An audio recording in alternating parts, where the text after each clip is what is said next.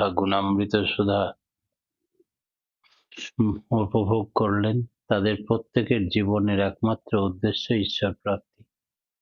এই জীবনেই যেন তাদের ঈশ্বর প্রাপ্তি ঘটে, এই কাতর প্রার্থনা দয়ালের রাঙারাতুল চরণে।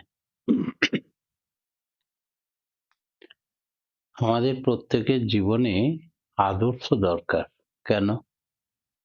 কারণ বেদ পুরাণে তো অনেক কথা আছে, আদর্শের তাহলে দরকার কেন হবে?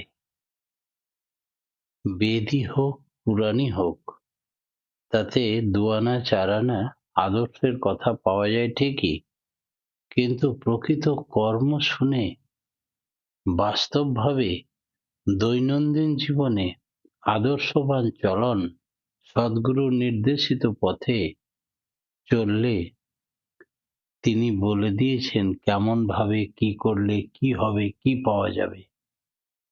এমন সুন্দরভাবে কোনো বেদ পুরাণ উপনিষদ কোনো শাস্ত্রে কখনো এই রূপ দিতে পারেনি।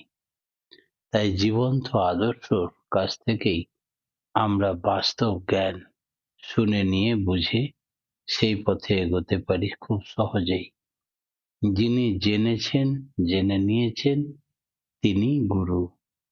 আর গুরু স্থলাভিষিক্ত আচার্য বংশ পরম্পরা সৎসঙ্গীদের জীবনেই শুধু মিলেছে। তাই সৎসঙ্গীরা অত্যন্ত ভাগ্যবান। আর আচার্যই ইষ্ট কি? ইষ্ট হচ্ছেন ওই আচার্যই সদ্গুরু।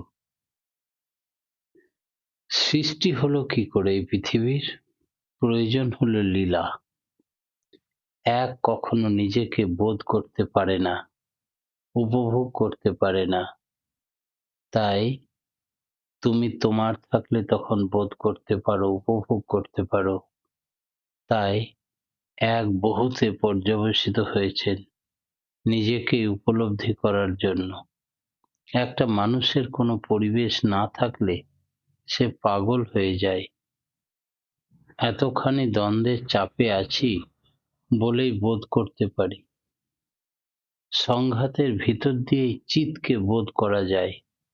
সত্তা নিজেকে বোধ করতে গেলেই ইউ বা তুমি দরকার। আমরা যা কিছু একটা ভালো জিনিস দেখি, আমার পাশে যে থাকে তাকে বলি, দেখ দেখ কি সুন্দর, ওই রামধনু উঠেছে, বেশ 7টা রং বোঝা যাচ্ছে আকাশের বুকে, দেখ। এই যে অপরকে দেখিয়ে নিজে আনন্দ উপভোগ করা, এর কারণেই সৃষ্টি। আর এই সৃষ্টির প্রত্যেকটাই এক। এর একে পর্যবসিত হয়ে ওঠা। ঠাকুর এক জায়গায় বলছিলেন যে আমি আর তোদের বড় মা এক। আমি যদি স্ত্রীরূপ ধরে আসতাম তবে যা হতাম তা হচ্ছে তোদের বড় মা। বহু ব্যক্তি, বহু সম্প্রদায়, বহু মানসিকতা আপনারা দেখতে পাবেন, শুধু ঠাকুরকে মানি আমি, এমনকি ঠাকুরের পাশে বড় মাকেও মানে না, কাজলদার গ্রুপ। আবার আচার্যদেবকেও মানেন না, তাই তাদের ফটো রাখেন না, শুধু ঠাকুরের ফটো। এইরকম যে মতিভ্রম কোনো যুগে হয়নি তা নয়, হয়েছিল। আমরা সকলেই জানি যেখানে পরমপিতা থাকেন তার সহধর্মিণী রায় তার সঙ্গে থাকেন, ঠাকুর এ কথা বলেছেন, তবেই সৃষ্টি চলে। কি দেয় বাবা মা? মা দেয় রক্ত মাংসের শরীর, আর বাবা দেন তার চেতনা শক্তি, মন বুদ্ধি বিবেক চৈতন্য, পরমাত্মা আত্মা। এগুলো সব পিতার দান। আমরা যদি অর্ধেকটাকে মানি আর অর্ধেকটাকে না মানি, তবে কি হবে? এক ঋষি ছিলেন, তিনি শুধু শিবের ভক্ত। শিবের পুজো করতেন, পার্বতীর পুজো করতেন না, কোনো দেবদেবীর পুজো করতেন না, কাউকেই মানতেন না। যে হাত দিয়ে আমি স্বয়ং শম্ভুর পুজো করেছি সেই হাত দিয়ে আর কারোর পুজো করব না। একবার তিনি কৈলাসে গমন করলেন। তিনি ভগবান শিবকে গিয়ে সাষ্টাঙ্গে প্রণাম করলেন, তার স্তুতি আরতি করলেন। পাশেই মায়ের আরতি করলেন না। মা তাকে বোঝালেন অনেক যে আমরা দুয়ে মিলি এক, তুমি ভুল করছো। সে তখন শিব এবং দুর্গা মিলে, শিব পার্বতী মিলে অর্ধ অঙ্গ শিব অর্ধ অঙ্গ পার্বতী এমন রূপ দেখালেন। সে ভ্রমর সেজে সেই ঋষি যে অঙ্গে শুধু শিব সেই অঙ্গে পরিদর্শন করলেন, তবুও পার্বতীর অঙ্গ অর্ধেকটা বাদ দিয়ে দিলেন। মা পার্বতী অনেক বোঝানোতেও যখন ব্যর্থ হলেন, তখন তিনি রাগে তার রক্ত মাংসের শরীর কেড়ে নিলেন। তখন সে জীর্ণ শীর্ণ একেবারে কঙ্কাল রূপ ধারণ করল। উঠে দাঁড়াবার ক্ষমতা থাকলো না। তবুও শুয়ে শুয়ে কান্নাকাটি করে শিবের জন্য। শিব তখন ভক্তের উপরে দয়া পরবশ হয়ে একটা তৃতীয় পা দান করলেন। সেই পায়ের ভরে সে দাঁড়াতে পারল কোনো রকম। কিন্তু এতই ক্ষীণ দুর্বল, তখন শিব বললেন যে রক্ত মাংসের শরীর না থাকলে তুমি সাধনা করবে কি করে? মায়ের পুজো করো, আমারই রূপ। তখন তিনি আবার শুরু করলেন, পাশে মাকে বসিয়ে সমস্ত গ্লানি, দুঃখ, অভিমান, রাগ সবকিছু বিসর্জন দিয়ে তার ত্রুটি স্বীকার করে ক্ষমা চাইলেন। মা পার্বতী সন্তুষ্ট হলেন। তারপরে আবার পূর্ণ শরীর, রক্ত মাংসের শরীর তিনি ফেরত পেলেন। তাই আমাদের ইতিহাসে, পৌরাণিক কাহিনীতে সবকিছু উদাহরণ আছে। তাই ঠাকুর যে বলেন যে আমার যদি স্ত্রীরূপ হতো তবে যা হতো সেটা তোমাদের বড় মা, বড় মা এবং আমি এক, এ কথা বাস্তব সত্য। অথবা আমাদের পরিণতি হবে ওই ঋষির মতো। সবই লীলা। লীলা হিসাবে বোধ করতে গেলে তাকে গ্রহণ করে বুঝতে হয়। সুখ দুঃখ ভালো মন্দ সবই বর্ধনের কারণ। যদি জীবনে বাধা না থাকতো, দুঃখ না থাকতো, তাহলে আনন্দ উপভোগ করা যেত না। সেরকম পাপ কি, তার সঙ্গে আনন্দের কি সম্পর্ক? সত্তাকে সংকুচিত করে যা তাই পাপ, তাই তা আনন্দকে ব্যাহত করে। দুঃখটারও প্রয়োজন আছে, তাকে না পাওয়াটাই দুঃখ। এই না পাওয়ার বিরহকে অতিক্রম করে মিলনের আনন্দ লাভ করাটাই সুখ।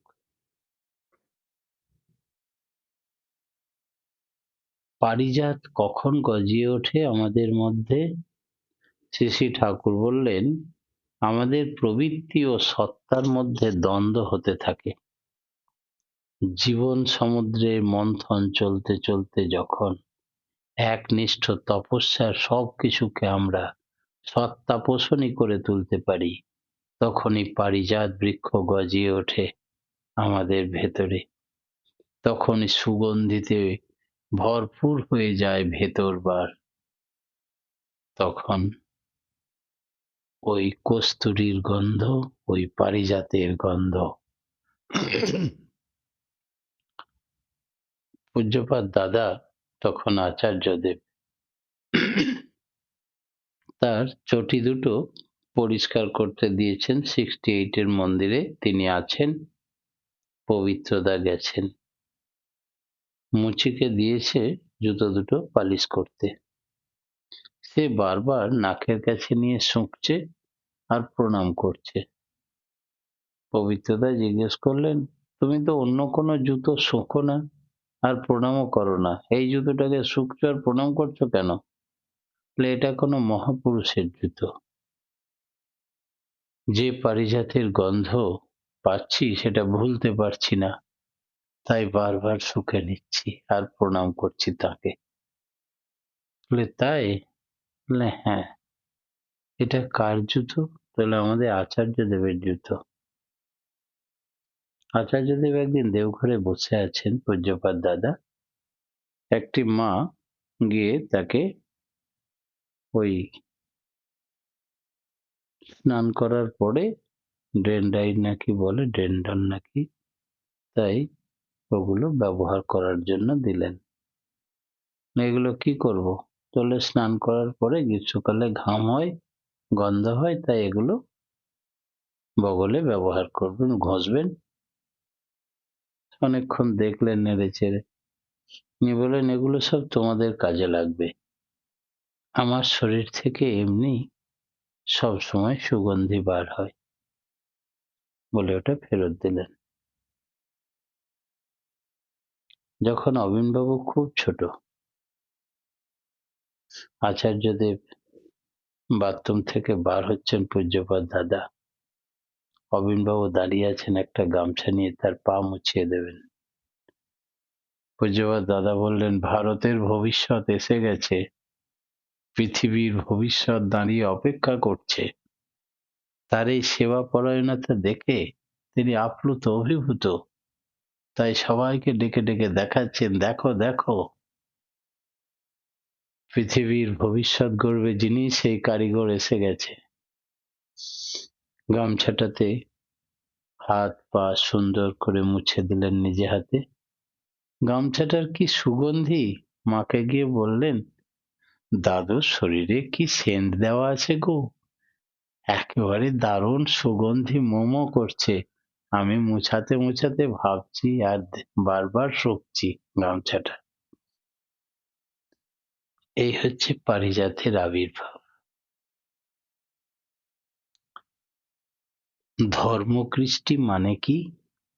শ্রী শ্রী ঠাকুর একদিন বলছিলেন, ধর্ম মানে যাতে সত্তা বিধৃত হয়, কৃষ্টি মানে ওই ধর্মের অনুচর্যা, বিজ্ঞান মানে বিশেষভাবে জেনে সেটাকে সত্তাসঙ্গত করে তোলা।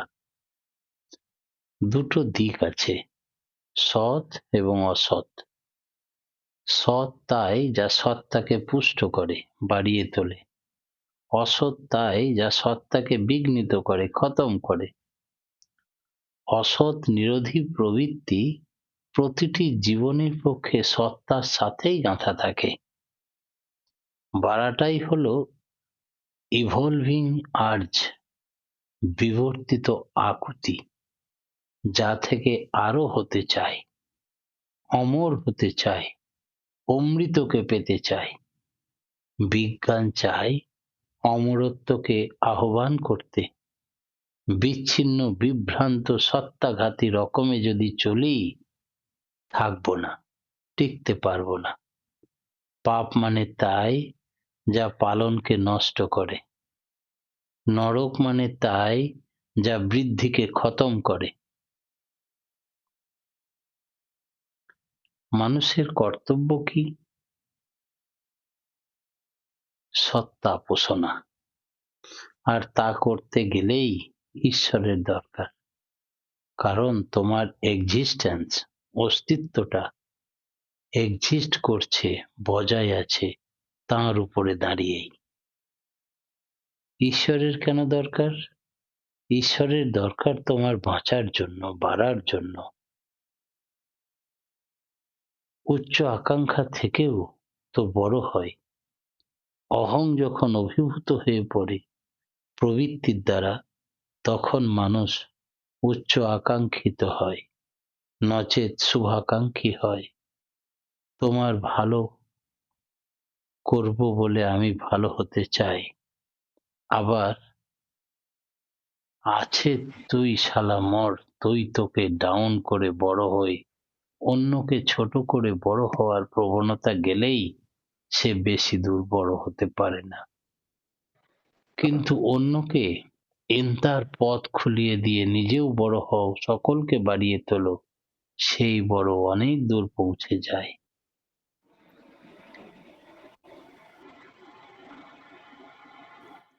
সে তো চায় শোষিত হতে, এক্সপ্লয়েড, শোষিত হবে, কারণ তাকে এক্সপ্লয়েড, শোষণ করে যদি অন্যের ভালো হয় অথচ তার সত্তা বিপন্ন না হয়, তাই তো সে চায়। পরমপিতা হচ্ছেন ভিখারি, he is a বেগার of our goodness, তিনি আমাদের সততার ভিক্ষুক।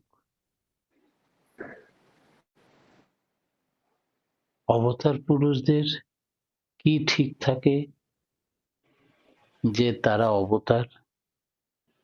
অবতার মহাপুরুষরা তাদের জীবনে অনেক দুঃখ কষ্ট পেয়ে থাকেন, কিন্তু তার মধ্যে দিয়ে কি তাদের ঠিক থাকে যাতে তারা অবতার হয়ে পূজ্য হয়ে ওঠেন পৃথিবীর বুকে? যে মুহূর্তে তুমি পূর্ণ, সেই মুহূর্তে তুমি তব কিছু নাই। তাই পূর্ণ হয়েছে কিনা আমরা সব হারিয়ে ফেলেছি। যেই মুহূর্তে তুমি পূর্ণ, সেই মুহূর্তে কিছু তব নাই। তুমি যা হয়েছ তা তুমি জানো না। সর্বমপি সর্বসাহমপি গুরু কালে নানবেচ্ছদ তস্মিন নিরতিশয়ং সর্বজ্ঞাতব্য বীজং। বীজ হয়ে থাকে, বীজ জানে না সে যে বীজ, অবস্থার মধ্যে পড়লে সব গজিয়ে ওঠে। ভগবান শ্রীকৃষ্ণ এত কথা বলেছেন, তবুও নিজে কোনো সময় কেঁদেছেন, হাপুস হুপুস কান্না। তিনি যদি মানুষের মতো দুঃখ বোধ না করেন, তবে মানুষের দুঃখে তিনি দুঃখ বোধ করবেন কি করে? তাই সব অবস্থার মধ্যে তিনি সাম্য ভাবাপন্ন থাকেন। মানুষের রূপ ধারণ করে মা বাবার মাধ্যমে পৃথিবীতে এলেই মানুষের মতো সব রকম আচরণই করতে হবে। আগুন জানে না যে আমি আগুন, বটগাছ জানে না যে আমি বটগাছ। মানুষ বলে অভিহিত না হলে মানুষও জানতো না যে সে মানুষ। প্রত্যেকে জানে আমি, আমি, ব্যাস। তাই গীতায় বোধহয় অহং অহং বলে কথা আছে।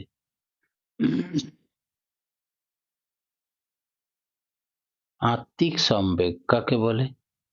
আত্মা সম্পর্কে আলোচনা প্রসঙ্গে শ্রী ঠাকুর একবার বললেন, একটা ইঞ্জিন আছে, এর সব পার্টসই ঠিক আছে, কিন্তু তার ভিতর বাষ্প যদি না থাকে তবে তো যেমন চলে না, সে চলতে পারে না।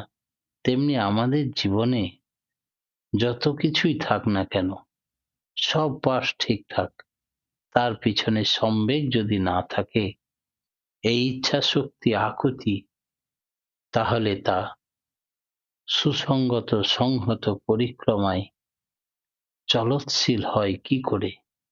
এই সম্বেগকেই বলা যায় আত্মিক সম্বেগ। সেই হলো আমাদের চালন শক্তি, স্পিরিট। আত্মিক সম্বেগকে, এই ম্যাটার বা বস্তুকে বাদ দেওয়া যায় না। আর আত্মিক সম্বেগের ফলেই জড় পদার্থের শরীর সচল হয়। বিভিন্ন জীবের জীবাত্মার মধ্যে তফাৎ কি? জীবের আর জীবাত্মার মধ্যে তফাৎ হচ্ছে, মানুষ, গরু, ভেড়া, মোষ, বিভিন্ন শ্রেণীর জীবের মধ্যে পার্থক্যই বা কোথায়? ওই সবই তো জীবাত্মা। জীবাত্মা বৃত্তির দ্বারা আবৃত হয়ে থাকে। যে যেমন শরীর ধারণ করে, সেই বৃত্তির দ্বারা সে আবৃত, তার রূপও এরকম হয়। মানুষ বৃত্তি অনেকটা ভেদ করতে পারে, তাই তারা উন্নত, তাই শ্রেষ্ঠ। ইতর জীবজন্তু অনেক সময় শিক্ষাপ্রাপ্ত হতে পারে, ট্রেন্ড হতে পারে। প্রভুর প্রতি নিষ্ঠার ভিতর দিয়ে যেমন কুকুর, গরু, বিড়াল উন্নত হতে পারে, তাই উন্নত হতে গেলেও তাকে একজন প্রভু বা মাস্টার বা শ্রেয় কেন্দ্রিক হতে হবে। আমাদের শিক্ষার মূল জিনিস ছিল ওই, আমাদের প্রত্যেক মানুষ শ্রেষ্ঠ জীব, তার যদি একজন কেন্দ্রে গুরু বা প্রভু থাকে তবে আমরা উন্নতি লাভ করতে পারি। মাটি, পাহাড় সবই অচেতন, তুলনামূলকভাবে অনেক কম চেতন, তাই আমরা বলি অচেতন, কিন্তু তারাও চেতন। ঠাকুর বলছেন সবই যদি চেতন হয় তাহলে সহানুভূতি ততখানি যদি থাকে, তবে জীবন ধারণের জন্য কিছুই তো নষ্ট করতে পারি না। আমরা এমন ভাবে খেতে চেষ্টা করব যাতে আমরাও পুষ্ট হই অথচ কেউ না মরে। কতকগুলো আছে বর্ষব্যাপী শস্য, যেমন ধান হলে মরে যায়, আবার যেখানে ধান হয় তাই তা খেলে ক্ষতি হয় না। ঈশ্বরকে ধরার মধ্য দিয়ে অনৈক্য দেখা যায় কিনা? ঈশ্বর মানুষকে ধরে রাখে এক একজনকে এক এক ভাবে, তা থেকে সে একটা অনৈক্য দেখা যায় না। অনৈক্য কেন হবে?